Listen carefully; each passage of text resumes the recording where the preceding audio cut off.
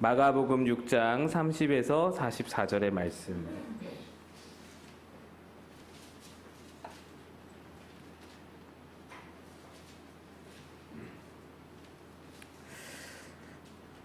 우리 한 절씩 교독하겠습니다. 사도들이 예수께 모여 자기들이 행한 것과 가르친 것을 낱낱이 고하니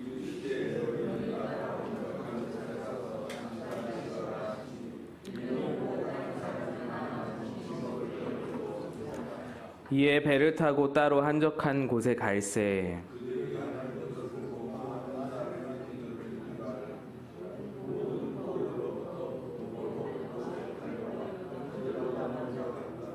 예수께서 나오사 큰 무리를 보시고 그 목자 없는 양 같음으로 인하여 불쌍히 여기사 이에 여러 가지로 가르치시더라.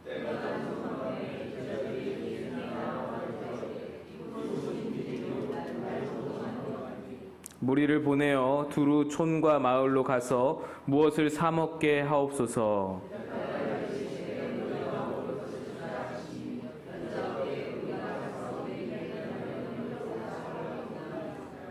이르시되 너희에게 떡 몇 개나 있는지 가서 보라 하시니 알아보고 이르되 떡 5개와 물고기 2마리가 있더이다 하거늘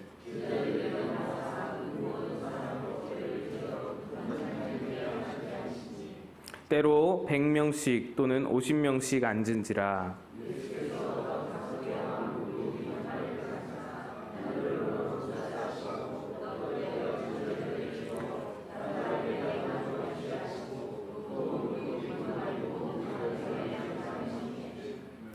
다 배불리 먹고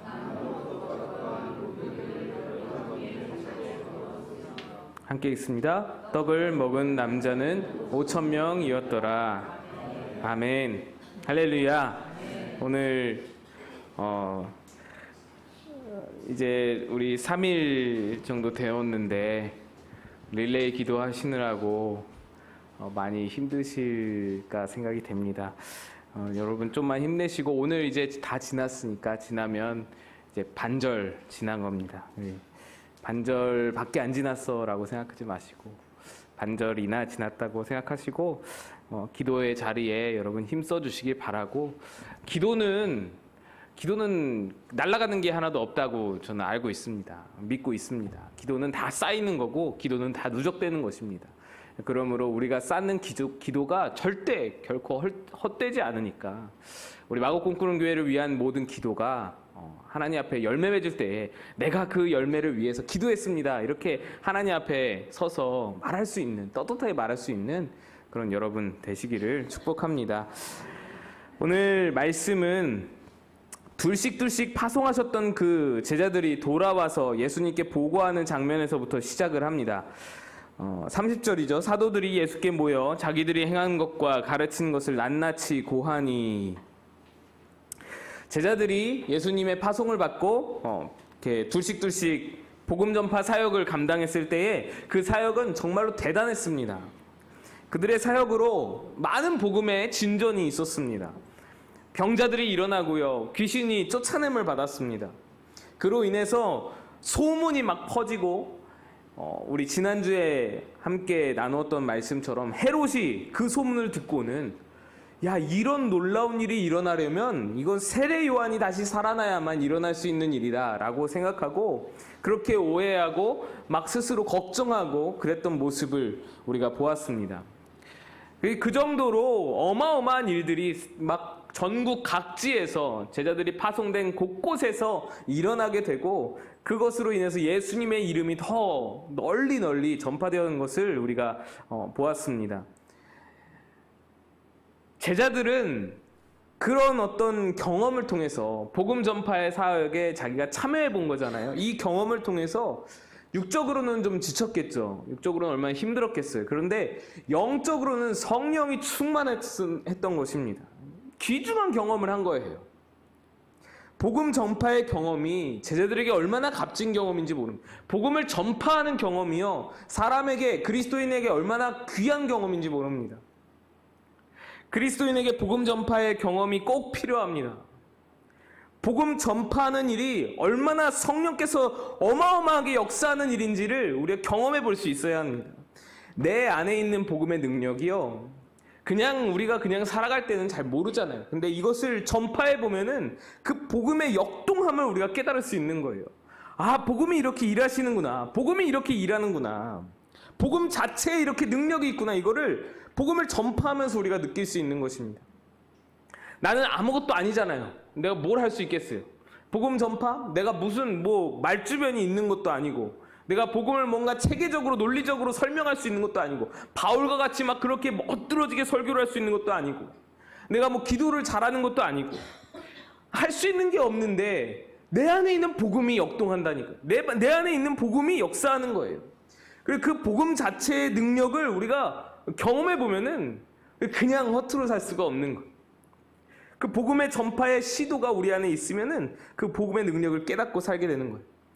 이걸 모르고 살면 미운 오리 새끼가 나는 백조인데, 그죠? 백조인데 미운 오리 새끼로 그냥 바닥을 그냥 뒤뚱거리면서 그렇게 살아가듯이, 우리는 날아갈 수 있는 능력이 있는데, 복음의 능력이 우리 안에 있는데 그것을 발휘하지 못하고 그것을 활용하지 못하고 살아가는 것이죠. 내 안에 능력이 있는데 썩히면서 살아가는 거예요. 근데 제자들이 이걸 깨달은 것이죠. 제자들은 복음을 전파하면서, 와, 복음에 이런 능력이 있구나. 와, 성령의 능력이 이런 것이구나. 아, 복음 전파하는 사람에게, 하나님의 사명자에게, 하나님의 사역자에게 이런 놀라우신 능력이 있는 것이구나 라는 것을 아주 귀중한 체험을 하게 된 것입니다. 그래서 여러분, 만약에 여러분에게도 주님께서 복음 전파의 기회를 주신다면 주저하지 말고 그 기회를 잡으시기를 축복합니다. 복음의 능력을 경험하셔야 되는 거예요. 그래서 이 제자들이 자기들에게 있었던 이 복음의 역사들, 그 일들을 예수님께 얼마나 이야기하고 싶겠어요. 얼마나 빨리 이야기하고 싶겠어요. 제가 예전에 청년들 데리고 단기 선교를 다녀오면 귀국 직전에 이제 간증 파티를 해요. 다 모아놓고는 너희들 각자에게 하나님이 어떻게 역사하셨는지, 또 너희들이 경험한 것이 무엇인지 한번 이야기해보자 하면은 애들이요, 말 한마디 없던 애들도 그렇게 말이 많아져요. 얼마나 말이 많아지는지 모릅니다. 새벽 3시, 4시고 그냥 밤을 새워서 계속 이야기하는 거예요. 선교지에서 내가 만난 하나님, 내게 역사하셨던 하나님 막 제잘 이야기하는 거예요. 막 울고 불고 난리가 나요. 복음의 능력을 체험했는데 어떻게 말이 없을 수가 있겠어요? 복음의 능력을 체험했는데 이거를 어떻게 제잘 말을 안 할 수가 있겠어요? 지금 제자들도 지금 예수님과 함께 그렇게 간증 파티하는 거예요. 간증 파티. 야, 너희는 어땠냐? 아, 나는 20년대 병자가 일어난 것을 우리 눈으로 보았습니다. 우리는 어마어마한 귀신 들린 자가 있었는데 그 귀신이 떠나가는 것을 우리가 보았습니다. 이렇게 너희는 어땠냐 하면서 우리가 경험한 하나님을 말하면서 은혜를 받고, 또 저들이 경험한 하나님을 간접적으로 체험하면서 은혜를 받고, 은혜의 도가니가 되는 간증 파티를 하고 있는 거예요. 제자들이 예수님과 함께 이렇게 나누면서 사역들을 이렇게 보고하면서 간증을 하면서 이런 어떤 은혜에 충만한 상태였던 것입니다. 성령에 충만한 상태였던 것입니다. 아마 굉장히 행복했을 거예요, 제자들은. 그렇게 행복한 간증 파티를 지나고 나서 예수님께서 제자들에게, 야, 수고했으니까 이제 좀 한적한 곳에 가서 쉬자. 너희들 너무 고생했다. 좀 쉬자라고 말씀을 하십니다.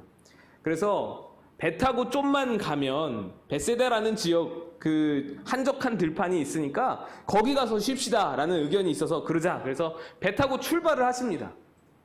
그런데 사람들이 예수님의 일행을 알아보고는 그 배를 따라서 쫓아오는 거예요. 벳세다로 갈 줄을 미리 알고서는 벳세다로 가는 거예요. 미리 가는 거예요. 우리 33절을 한번 읽어봅시다. 33절 시작. 그들이 가는 것을 보고 많은 사람이 그들인 줄 모든 고을로부터 도보로 그곳에 달려와 그들보다 먼저 갔더라. 이들은 배를 타고, 제가 잘못 읽었나요? 네네, 맞습니다. 죄송합니다. 제가 잘못했습니다. 제가 그림을 한번 띄워주시면은, 이 예수님과 제자들은 배를 타고 저기 위쪽에 삼각형 아래쪽에 갈릴리 호수 변에 보이는 것이 가버나움입니다. 가버나움에서 벳세다로 향하여서 배를 타고 가시는 거예요. 예수님과 제자들이 바다 끝 귀퉁이를 이렇게 거쳐서 벳세다로 가는 겁니다. 근데 그 배를 타고 가는 게 이렇게 해변이니까 보일 거 아니에요. 무리들이 육로로, 도보로 배를 쫓아서 뛰어가는 거예요. 벳세다로. 또 어떤 이는 벳세다로 간다는 정보를 미리 접하고는 막 달려가는 겁니다. 오늘 33절에 나온 말씀이 그거예요. 모든 고을로부터 도보로 그곳에 달려와 그들보다 먼저 갔더라. 배를 탄 예수님과 제자들보다 먼저 도착을 한 거예요. 벳세다를. 그래서 막 사람들이 막 몰려가니까 우르르, 남자만 5,000명이었잖아요. 우르르 몰려가니까 이게 뭔 일이냐 싶어가지고 주변에 있던 사람들도 멋모르고 그냥 쫓아가기도 하고 아마 그랬겠죠. 그래서 어마어마한 사람들이 대이동을 하고 있었던 것입니다. 벳세다로. 근데 얼마나 달렸으면, 얼마나 빨리 갔으면은 배보다 빨리 갔겠어요. 수많은 사람들이 우르르 몰려서 배보다 빨리 벳세다에 도착해서 예수님을 기다리고 있었습니다. 이들이 얼마나 영적으로 갈급했는지를 보여주는 대목입니다. 얼마나 예수님을 사모하면서 그 말씀을 놓치고 싶지 않았는지를 보여주는 대목이에요. 갈급함을 보여주는 대목이에요. 영적인 갈망함을 보여주는 대목이죠. 그 배보다 빠르게 달린 거예요. 여러분, 오병이어라는 놀라운 기적이 있기 전에 기반으로 이러한 마음이 있었다는 것을 우리가 알아야 합니다. 이러한 갈급함, 이러한 사모함, 예수님을 만나기 위하여서 가버나움에서 벳세다까지 육로로 달려갈 수 있는 마음, 그 갈급함, 갈망함, 그것이 있었기에 오병이어가 그 토대 위에서 일어날 수 있었던 것입니다. 간절함이고 사모함인 것이죠. 이렇게 사모하면서 예수님께 막 달려오니까 예수님의 마음이 어떻겠어요, 여러분? 너무너무 예쁜 거예요. 긍휼히 여기는 마음이 생기시는 것이죠. 예수님은 원래 배를 타고 벳세다로 가서 벳세다에 이제 넓은 들판이 있으니까 그 들판에서 함께 피크닉 즐기시고 제자들과 좀 쉬면서 좀 여유를 누리고 싶어서, 제자들 고생했으니까 그래서 벳세다로 오셨어요. 그런데 사람들이 막 이미 다 따라와가지고 이미 미리 와가지고 막 바글바글해요. 그러면은 예수님이 좀 싫어할 실만도 하고, 쉼이 목적이었으니까 그냥 사람들 많으면 야 우리 딴 데 가자 하면서 좀 돌아서 피해서 다른 데 가버리면 그만이에요. 사람들하고 약속한 것도 아니고. 그런데 예수님이 그 무리를 보시고 긍휼히 여기시는 거예요. 불쌍히 여기시는 거예요. 왜 그랬겠어요? 그들의 갈망, 그들의 간절함을 보신 거죠. 그 벳세다까지 달려오는 그 마음을 예수님이 보신 것이죠. 그래서 여기서부터 시작하는 거예요. 거기서부터 예수님의 마음이 동해서, 예수님의 마음이 움직여서 모든 은혜와 축복과 기적의 시작이 여기서부터 있는 거예요. 우리 34절 한번 보겠습니다. 예수께서 나오사 큰 무리를 보시고 그 목자 없는 양 같음으로 인하여 불쌍히 여기사 이에 여러 가지로 가르치시더라. 달려올 정도로 사모하는 이 갈급함이 오병이어의 시작점이었습니다. 오늘 벳세다의 자리는요, 영적인 은혜와 육적인 복이 함께 있었던 자리입니다. 예수님이 오병이어를 허락하시기 전에, 오병이어 기적을 주시기 전에 영적인 말씀을 먼저 설파하셨어요. 설교를 먼저 하셨어요. 그리고 나서 육의 양식인 떡이 넘치는 자리가 되었던 것이죠. 그런데 그 모든 은혜와 축복, 그 영적인 말씀과 오병이어의 기적과 그 놀라운 축복과 영광, 그 모든 시작점이 다 갈급함이었다는 거예요. 예수님의 마음이 움직일 수 있었던 것이 이 갈급함이었다는 거예요. 여러분, 갈급함은요, 모든 축복의 근원인 줄로 믿으시기를 축복합니다. 갈급함이 모든 축복의 근원이, 하나님 앞에서 욕심이 있어야 합니다. 오늘 새벽에 제가 말씀드렸죠. 종말론적인 삶을 사는 삶은 우리가 이만하면 됐다, 그만하면 됐다, 이런 생각을 가져야 한다. 그런데 영적으로는 하나님 앞에서는 욕심을 내야 한다라는 거예요. 하나님 앞에서는 이만하면 됐다가 아닌 거예요. 아직 모자라다. 아직 모자라다. 우리 하나님 앞에서는 욕심이 있어야 돼요. 그 갈망함이 있어야 합니다. 주님 가시는 곳에 달려갈 마음이, 뛰어갈 마음이, 도보로라도 그것을 따라갈 마음이 우리 안에 있어야 한다는 것이죠. 여러분, 성경에 보면은 주님을 만난 자들, 예수님을 만난 자들요, 예수님을 만나서 병 고침받고 축복받고 삶이 변화되고 했던 사람들 모두가 다 갈급한 사람들이었어요. 마음에 갈망이 있었던 사람들이. 예수께서 3년간 사역하시면서 얼마나 수많은 사람들을 만나셨겠어요.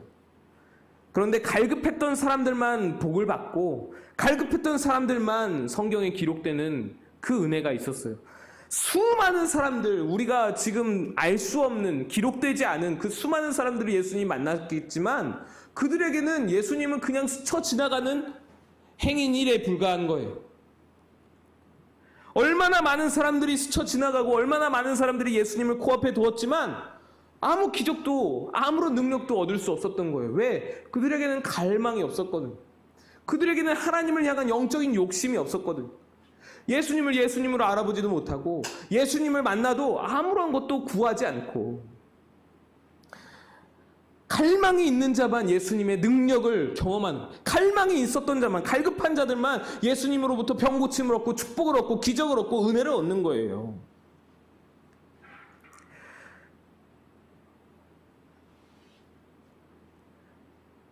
혈루병 여인을 보세요, 여러분. 혈루병 여인. 그 자리에 제가 말씀드렸죠. 야이로, 회당장 야이로가 예수님 앞에 딸의 고침을 위하여서 간구할 때에 수많은 사람들이 다 붐비고 얼마나 많은 사람들이 그 지옥철, 지하철에 사람들이 꽉 찬 것처럼 예수님을 향해서 얼마나 사람들이 몰려있는 그 와중에 얼마나 수많은 사람들이 예수님의 옷을 건드렸겠어요. 얼마나 수많은 사람들이 팔꿈치로, 무릎으로, 다리로, 종아리로, 팔로 얼마나 수많은 사람들이 예수님의 옷을 건드렸겠어요. 그런데 아무에게도 능력이 일어나지 않았던 거예요. 오직 한 사람, 갈망이 있었던, 갈급함이 있었던 혈루증 여인에게만 능력이 나타나는 거예요. 그녀의 터치에만 능력이 일어나는 거예요. 여러분, 이 갈급함, 갈망함이 굉장히 중요합니다. 예수님의 축복의 통로가 되는 거예요. 우리 이렇게 이 오병이어를 사모했던, 이 예수님을 사모했던 이 사람들처럼 이렇게 주님께 달려갈 수 있어야 돼요. 그래야 그곳에 오병이어가 있는 거예요. 35절부터 38절까지의 말씀 한번 보겠습니다. 35절부터 38절까지 말씀 한번 함께 읽겠습니다. 시작.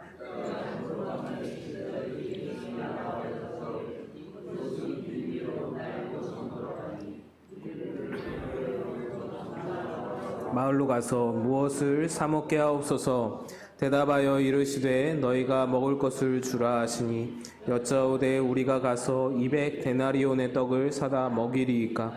이르시되 너희에게 떡 몇 개나 있는지 가서 보라 하시니 알아보고 이르되 떡 5개와 물고기 2마리가 있더이다 하거늘. 이제 시간이 늦어져서, 예수님의 말씀 전하시면서 시간이 늦어져서 예수님께서 무리를 먹이고자 하시면서 제자들에게 너희가 먹을 것을 주라 라고 명령을 하십니다. 이에 제자들이 이 많은 사람 다 먹이려면 예수님 200데나리온이나 필요합니다. 이렇게 이야기를 합니다. 여러분, 향유옥합, 예수님의 발에 향유옥합을 쏟은 여인의 그 향유가 값이 300데나리온이었죠. 그때 제가 말씀드리면서 이런 설명드렸는데 1데나리온이 노동자의 하루 일당이에요. 1데나리온이 노동자의 하루 일당입니다. 지금 우리나라 일당이 제가 알기로는 10만 원이 넘는 것으로 아는데 10만 원으로 친다고 해도 200데나리온이면 2천만 원인 거예요. 2천만 원. 당시에는 음식값이 굉장히 저렴했어요. 제일 싼 게 음식값이었어요. 근데 2천만 원이면은 어마어마한 사람들이랑 정말 많은 사람들이 그 자리에 몰려 있었다라는 것입니다. 이에 예수께서 사람들에게 먹을 거리가 있는지 찾아보라고 말씀을 하십니다. 제자들이 먹을 것을 구하러 이제 돌아다니겠죠. 음식 있으신 분, 예수님이 음식 있으면 좀 달라고 하십니다. 먹을 거 있으신 분, 뭐 이랬겠죠. 이러면서 막 다니는 거예요. 먹을 거 있으신 분 좀 주세요. 막 이러면서 다니는데 음식을 달라고 하는데 누가 음식을 주나요? 누가 선뜻 음식을 내놓겠어요? 지금 밤이 깊어가고 저물어가고 나도 여기서 잠을 자야 되는데 이 들판에서 그냥 우리가 다 같이 막 잠을 막 엉켜가지고 자야 될 판인데 누가 음식을 내놓겠어요? 이 밤에 그냥 음식을 내가 있더라도 이것을 내가 먹어야죠. 내가 챙겨야, 내가 배고픈데 시장하는데. 그런데 한 아이가 보리떡 5개와 물고기 2마리를 내놓는 거예요. 우리 마가복음에는 나와 있지 않은데 요한복음에 나와 있습니다. 병행 부분이 요한복음 6장 9절 10절 말씀을 한번 보겠습니다. 제가 읽겠습니다. 여기 한 아이가 있어 보리떡 5개와 물고기 2마리를 가지고 있나이다. 그러나 그것이 이 많은 사람에게 얼마나 되겠사옵나이까.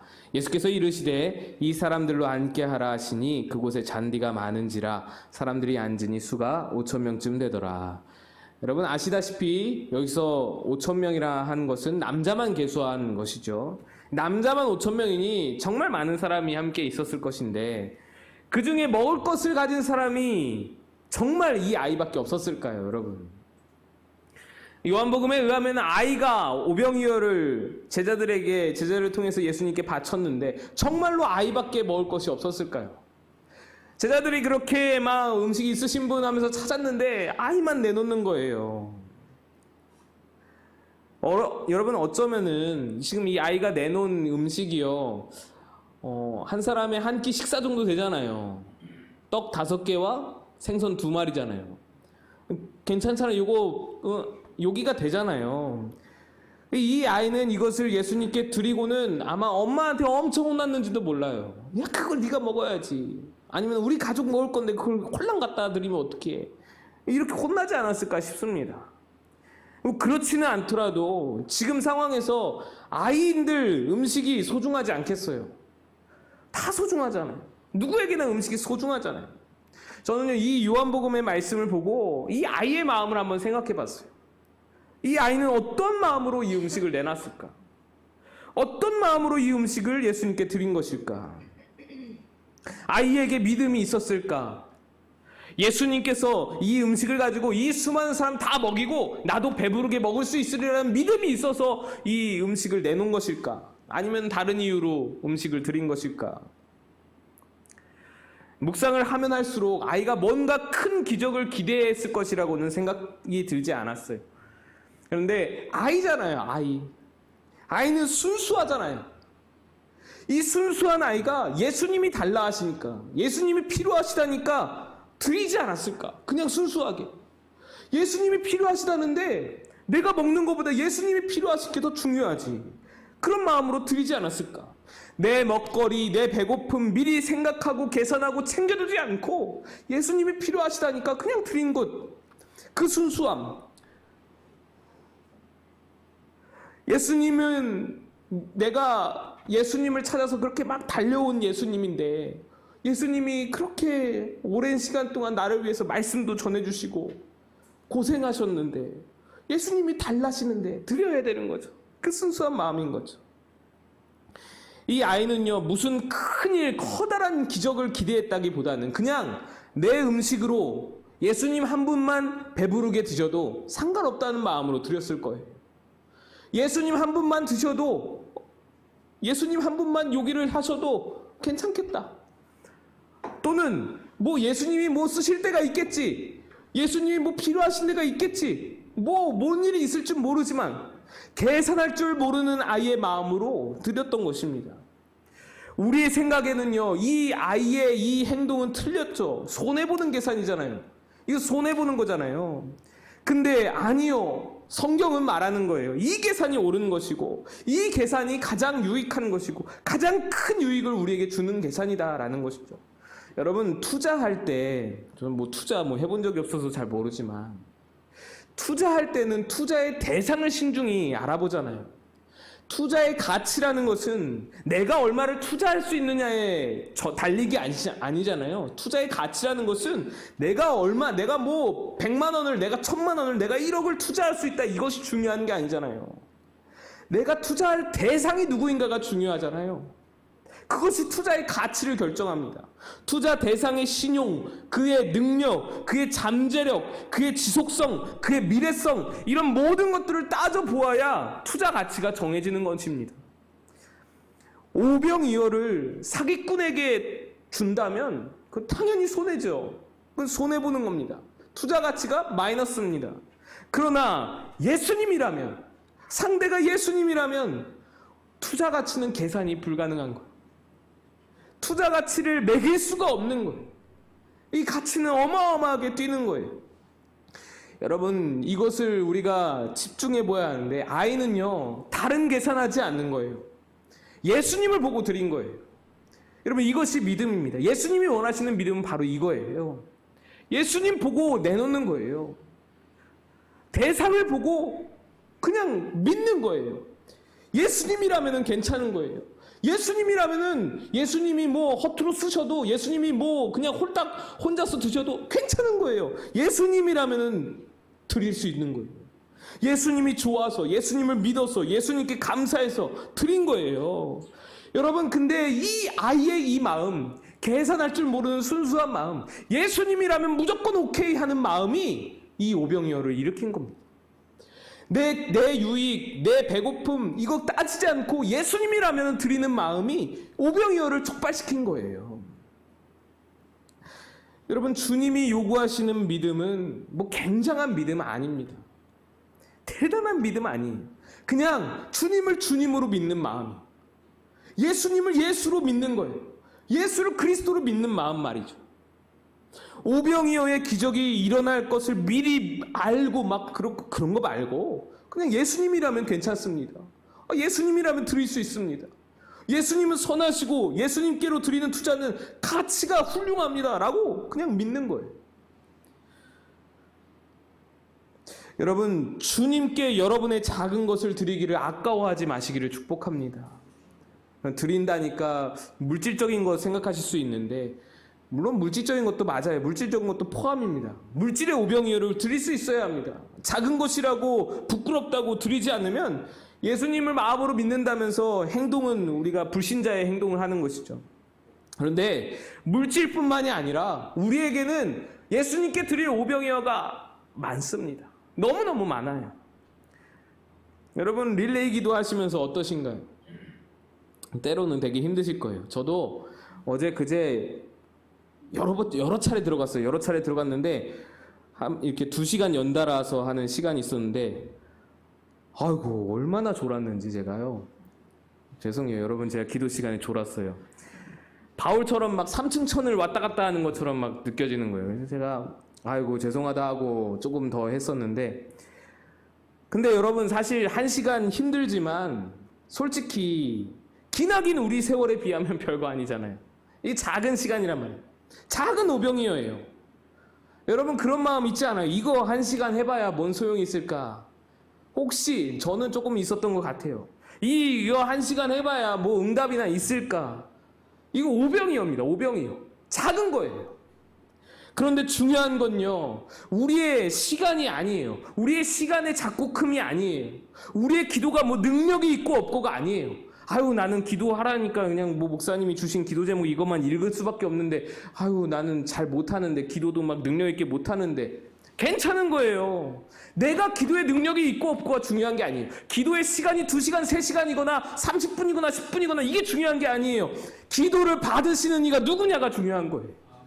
여러분, 이 기도를 받으시는 분이 누구십니까?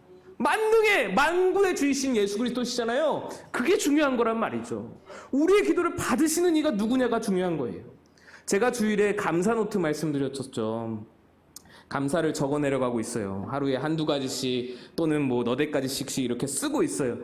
어떤 때는 제가 설교할 때 말씀드렸던 것처럼 정말 억지로 감사해요. 뭐 지금 3일밖에 안 지났지만 억지로 참기름 짜내듯이 그냥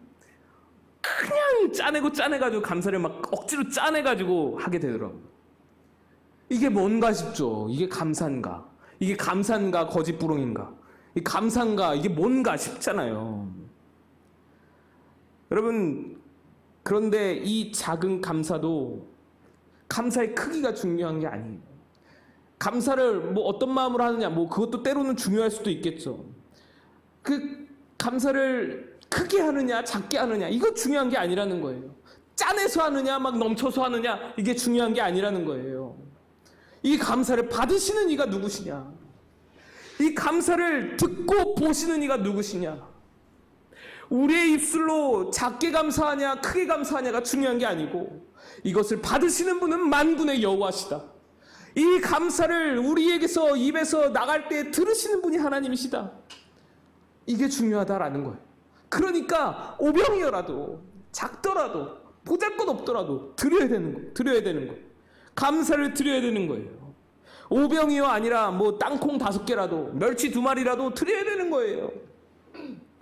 있는 거 탈탈 털어서 드릴 수 있는 그것이 하나님을 하나님으로 믿는 믿음이라는 것이죠. 예수님을 예수님으로 믿는 믿음, 주님을 주님으로 믿는 믿음.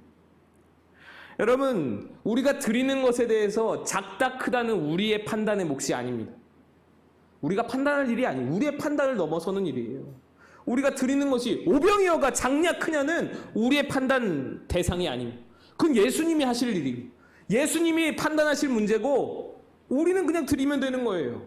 기도가 작냐 크냐 이거 우리가 따질 일이 아니라는 거예요. 그냥 하는 거예요. 그냥 해야 돼요. 감사, 봉사 적다, 감사가 적다, 헌금이 적다, 봉사가 적다 이거 내가 판단할 문제가 아니라 일단 드리면 하나님께서 그거는 판단하시는 거예요. 드리는 방향이 예수라면 무조건 드리는 거예요. 작지만 드리는 거예요. 쓸모없어 보이지만 그건 내가 판단할 문제가 아니고 드리는 거예요. 그런데 그 드림에서 오병이어 같이 보잘것없는 그 작은 것을 드림에서 기적이 시작된다라는 말입니다. 소년의 그 작은 오병이어를 예수님께서 받으시고는 놀라운 기적이 쏟아부어지시는 거예요.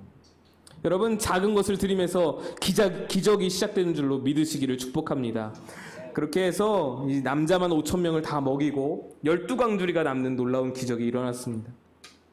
그런데 그 뒤에 몇몇 사람들의 반응이 참 안타깝습니다. 요한복음 6장 13에서 15절 말씀입니다. 함께 읽겠습니다. 시작. 이에 거두니 보리떡 5개로 먹고 남은 조각이 12바구니에 찼더라.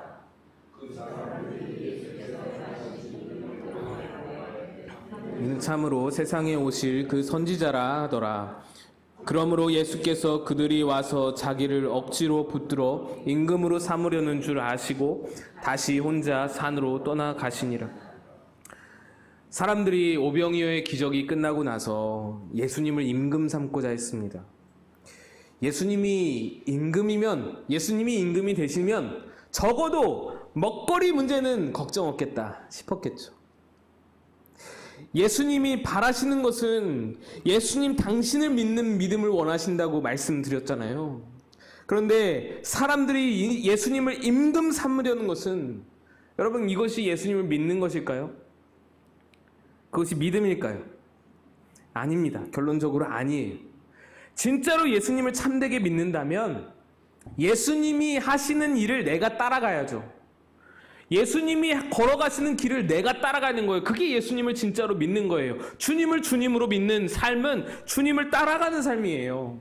왜? 주님께서 알아서 하실 테니까. 주님께서 일을 이루실 테니까 나는 따라가면 되는 거예요. 그게 진정한 믿음이에요. 그런데 사람들이 예수님을 임금 삼고자 하는 거예요. 임금이 되어 주시기를 바라는 거예요. 이거는요, 경제 논리에 빠진 믿음이에요. 내 욕심이 반영된 믿음이, 내 욕심이 투영된 믿음입니다. 예수님이 임금 되었으면 좋겠는 거예요. 예수님이 임금 되면은 내가 뭔가 만족할 것 같은 거예요. 내가 바라는 것들이 이루어질 것 같은 거예요. 내 소원이 이루어질 것 같은 거예요. 물론 이 사건은 유대적인 그 메시아 사상과 많이 연관이 되어 있습니다. 유대적 메시아가 정치적인 메시아이니까 예수님께서 신약에서 오신 우리 예수님께서 말씀하시는 메시아와는 좀 다른 메시아니까. 그런데 어찌되었든 지금 떡을 먹었잖아요. 떡을 먹고 나서 배부르고 나서 임금 삼고자 하는 마음은 떡 먹고 보니 더 큰 욕심이 생기기 때문이. 떡 먹고 보니 내가 평생을 이렇게 배부를 수 있겠구나. 떡 먹고 보니 야 이거 더 큰 일도 일어나지 않겠냐. 황금알을 낳는 거위를 발견한 것처럼 예수님을 써먹고 싶은 것이죠. 예수님께서 임금을 잘하실 것 같다라는 마음은 믿음은 믿음이지만 자기 욕심이 투영된 믿음이라는 것입니다. 진짜 믿음은 말없이 예수님을 따라가는 믿음이라는 거예요. 그냥 이 안타까운 상황이 벌어졌어요. 예수님이 이 사람들을 피해서 도망가 버리세요. 사람들은 오병이어를 보고도, 그리고 오병이어 이전에 예수님의 말씀을 듣고도 예수님을 진정으로, 예수님을 주님으로 믿지 못했습니다. 우리 오늘 마가복음 6장 34절의 말씀을 보겠습니다. 예수께서 나오사 큰 무리를 보시고 그 목자 없는 양 같음으로 인하여 불쌍히 여기사 이에 여러 가지로 가르치시더라. 예수님께서 그 가버나움에서 벳세다까지 달려나왔던 그 사람들 뭔가 갈급하다고 했잖아요. 그들을 보시면서 예수님이 목자 없는 양 같다 그러셨어요. 목자 없는 양 같다. 여러분, 양은 여러분 잘 아시잖아요. 양의 습성, 양의 속성. 양은 시력이 매우 안 좋잖아요. 거의 장님 수준이에요. 그래서 절벽에서 그냥 계속 걸어가지고 떨어진다잖아요. 그래서 가시덤불에 걸리고 돌불에 걸려 넘어지고 한번 자빠지면 일어나지도 잘 못하고, 양은 시력이 안 좋아요. 매우 안 좋아요. 그래서 방향 감각이 없고 길을 모릅니다. 목자가 없으면 길을 잃는 거예요. 100% 길을 잃어요. 양은 풀을 뜯어 먹을 때요, 풀 뿌리까지 다 뜯어 먹는데요. 한번 물은 거는 뿌리까지 다 뜯어 먹는 거예요. 그래서 양을 오랜 시간 동안 그 방목한 목초지는 완전 황폐하게 황량화되는 거예요. 아예 그냥 흙밭이 되는 거예요. 그렇게 황폐하게 되도록 다 뜯어 먹으면 다른 목초지를 이제 찾아서 떠나야죠. 옮겨야 되는 것이죠. 그래서 목자가 필요한 거예요. 목자가 다른 목초지를 찾아서 양떼들을 데리고 이제 이동을 해야 하는 것이죠. 근데 목자가 없으면 어때요? 목자가 없으면 눈이 나쁘니까 찾을 수가 없는 거예요. 목초지를 찾을 수가 없어요. 굶어 죽든지 아니면은 뭐 절벽에 떨어지든지 위험 상황을 만나든지 산비탈 위로 막 꼭대기로 올라가든지 가시덤불에 걸려서 죽든지 뭐 이런 거예요. 굶주리는 거예요. 굶주리는 거. 목자가 없다는 것은 바로 굶주림과 직결되는 거예요. 생명이 위협과 직결이 되는 거예요. 목자 없는 양은 굶주린 양이, 배고픈 양이. 예수님이 이 모든 무리를 보시면서 그 상태를, 영적 상태를 직감하신 거예요. 꿰뚫어 보신 거예요. 영적으로 굶주려 있구나. 그래서 사모해서, 그 자리에서 간절해서 배를 따라서 막 달려온 것이구나. 그래서 먼저 그들을 긍휼히 여기신 후에 말씀을 가르치시잖아요. 말씀을 설파하세요. 우리에게는 이 마가복음 6장의 본문이요, 오병이어 사건, 주제도 오병이어 사건이에요. 그래서 오병이어 사건이 굉장히 부각되어서 보이지만 사실 예수님의 마음속에는 오병이어는 그냥 한 끼 식사였어요. 예수님의 입장에서는 오병이어는 그냥 이벤트예요. 그냥 조촐한 그냥 식사예요. 예수님에게 더 중요한 것은 오병이어 이전에 있었던 말씀 사역이었어요. 이거를 듣고 이들이 갈급하면서 갈망하면서 진짜 생명의 떡을 좀 얻을 수 있어야 되는데, 이들이 이 말씀을 듣고 예수님을 발견할 수 있어야 되는데, 내가 구세주인 줄, 내가 메시아인 줄을 좀 알고 믿을 수 있어야 되는데, 예수님은 이 마음으로 말씀 사역을 했을 거란 말이죠. 요한복음 6장에 그런 정황들이 잘 나타나 있습니다. 요한복음 6장 27절 말씀을 한번 보겠습니다. 함께 읽습니다. 시작. 썩을 양식을 위하여 일하지 말고 영생하도록 있는 양식을 위하여 하라. 이 양식은 인자가 너희에게 주리니 인자는 아버지 하나님께서 인치신 자니라. 썩을 양식을 위하여 일하지 말고 영생하도록 있는 양식을 위하여 하라고 말씀하십니다. 오병이어가 있은 후에 예수님께서 제자들에게 하신 말씀이에요. 오병이어는 썩어질 양식이라는 거예요. 오병이어는 금방 왔다 금방 썩어지는 것이라는 거예요. 그러나 그와는 달리 영생하도록 있는 양식이 따로 있다라는 겁니다. 그 영생하도록 있는 양식을 소개해 주겠다라고 하는 거예요. 계속해서 예수님과 제자들의 대화가 이어집니다. 우리 요한복음 6장 31에서 35절 말씀 함께 읽겠습니다. 시작. 기록된 바 하늘에서 그들에게 떡을 주어 먹게 하였다 함과 같이 우리 조상들은 광야에서 만나를 먹었나이다.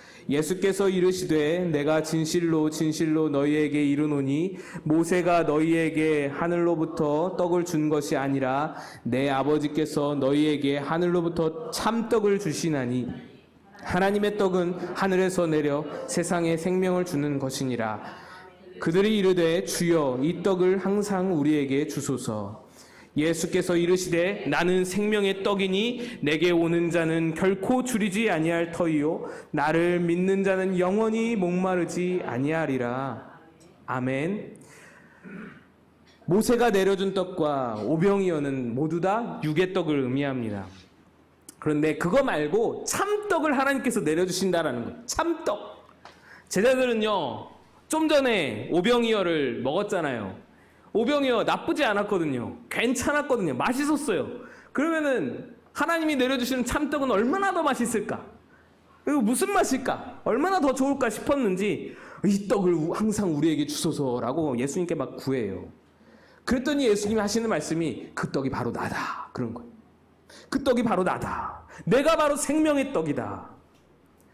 제자들은 예수님이 뭐 장난하시나 예수님 뜯어먹으라는 건가 뭐 그랬는지 모르겠어요. 예수님은 진심이신 거예요. 이것을 중요하게 여기셨던 거예요.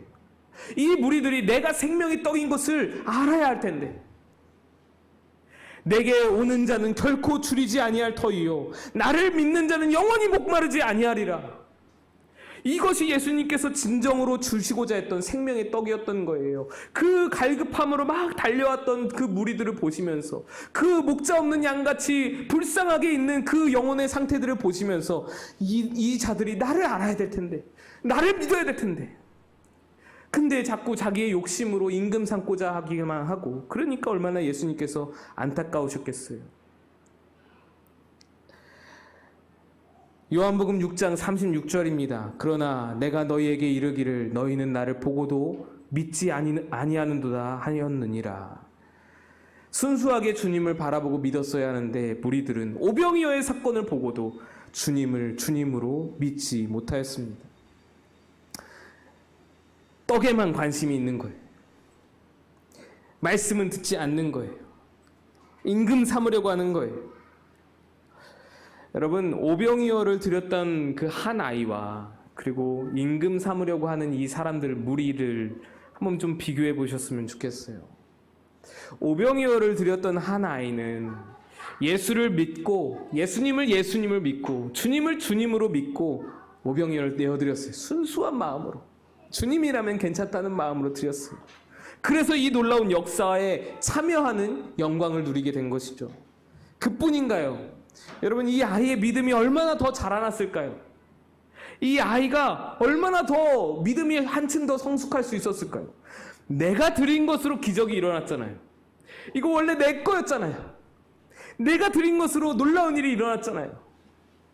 내가 우리 엄마가 만들어준 그 떡, 우리 아빠가 잡아온 그 물고기, 그걸로 이 모든 일이 일어났잖아요. 얼마나 이 감격이 있었겠어요. 얼마나 예수님과 한층 더 가까워지는 거잖아요. 믿음이 막 쑥쑥 자라났겠잖아요.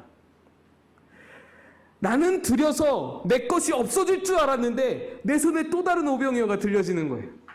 수많은 사람들이 다 같이 먹는 거예요. 여러분, 이럴 만한 기적이에요. 이것을 경험했어요. 얼마나 믿음이 자랐겠어요.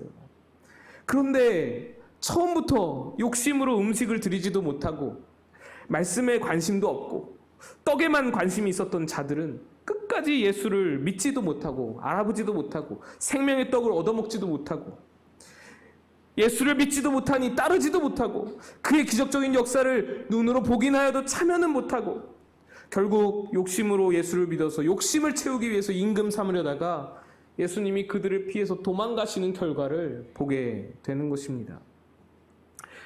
여러분, 오병이어를 예수님께 드릴 수 있는 여러분의 믿음 되시기를 축복합니다. 내 작은 것 예수님이니까 드릴 수 있는 것. 그 믿음이 여러분에게 있어서 이 놀라운 기적을, 이 놀라운 역사에 참여하는 여러분 다 되시기를 축복합니다.